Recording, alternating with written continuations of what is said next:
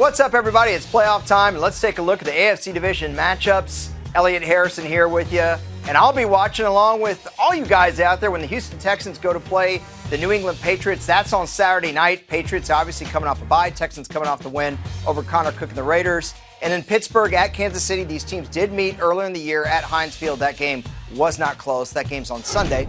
In the other conference, got Seattle at Atlanta. It's a rematch from earlier this year. That game was played in Seattle. Atlanta's coming off a bye here.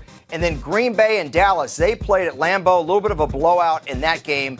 That's the big game on Sunday. Now, our NFL researchers have told me that when people see my face, they're ready to just go right back to video. So we're not going to keep my face on camera much longer. What we are going to do, though, is look at the 8 big ifs.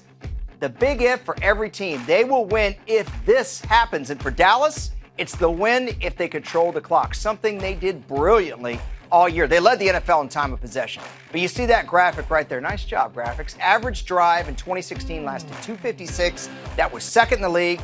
35 of them lasted 5+ minutes. Think about that. What does that do? It keeps Aaron Rodgers off the field. Big difference between having 8 or 9 possessions and 13 possessions, especially if he starts slowly like he did against the Giants. Not to mention, it gives the Cowboys pass rushers rested legs. That's important for a quarterback that gets out of the pocket a lot, or rather against a quarterback that gets out of the pocket a lot. Okay, speaking of that quarterback, the Packers will win if the offensive line gives Aaron Rodgers an inordinate amount of time, something they did very, very well against the Giants. Now, this is not to take away from Rodgers, who played brilliantly in the second half, but his average snap to throw time was 2.6 seconds coming into the game. In this game, he got 3.5. And on his touchdown passes, 5.5 seconds he had from snap to throw. How about that? Okay, let's go to the Atlanta Falcons. The other team, like Dallas, coming off a bye in the NFC. They will win if Alex Mack and company can neutralize Bobby Wagner. Yes, the center, the guards are going to have to get out in space. Tight end's going to have to get out in space and not let Bobby Wagner rack up 20 tackles in this game. I think the Falcons running backs are very important in this game. And if Bobby Wagner is not able to wreak havoc, I think that if Falcons can win this game, you see the Falcons average 4.6 yards per rush, one of the stronger figures in the league. All right, Seattle Seahawks, they did get a healthy running game against the Lions, but I think they win if Richard Sherman travels with Julio Jones effectively. Now, there's more than just Richard Sherman to this. That means that the other defensive backs have got to play well along with Sherman. Remember, no Earl Thomas, who's been a great center fielder for this football team.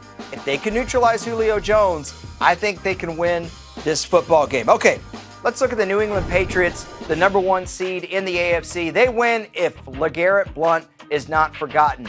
Run him and run him some more. Give those Texans pass rushers something to think about. Otherwise, all they're going to be doing is trying to disrupt Tom Brady's throws and get hits on Brady. And frankly, I think LeGarrette Blount can run on them. I'm not saying that they can't use their other backs, but this guy was outstanding for New England this year.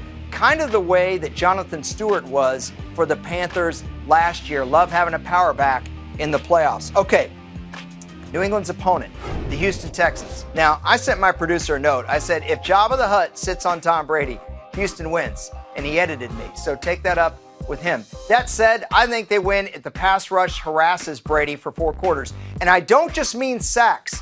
How many plays do we see Brady throw those little short 5-yard ends, those slants, get the hands up, just like that play you saw right there? If the Texans pass rushers can anticipate, maybe get an interception the way Jadeveon Clowney did against the Raiders, or J.J. Watt did a couple times against the Bengals, then I think Houston has a shot.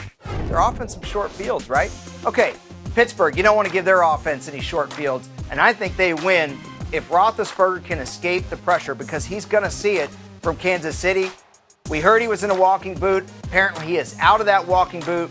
If he plays like Ben Roethlisberger, the schoolyard quarterback that we've come to know, I think they win this football game. He's just got to be effective outside the pocket the way Aaron Rodgers was against the Giants. Okay, speaking of those Chiefs, how do they win this game? They win if they can contain Le'Veon Bell, and that is tough. And I'm sure you're thinking right now, yo, EH, I get it. Everybody tries to stop Le'Veon Bell, but it's different here because Derek Johnson got hurt against the Raiders.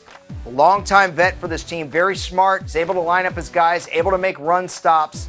The guys that are playing at inside backer for the Chiefs have to step up. But more importantly, safety support. Get up there and make tackles. That is going to be huge for the Kansas City Chiefs.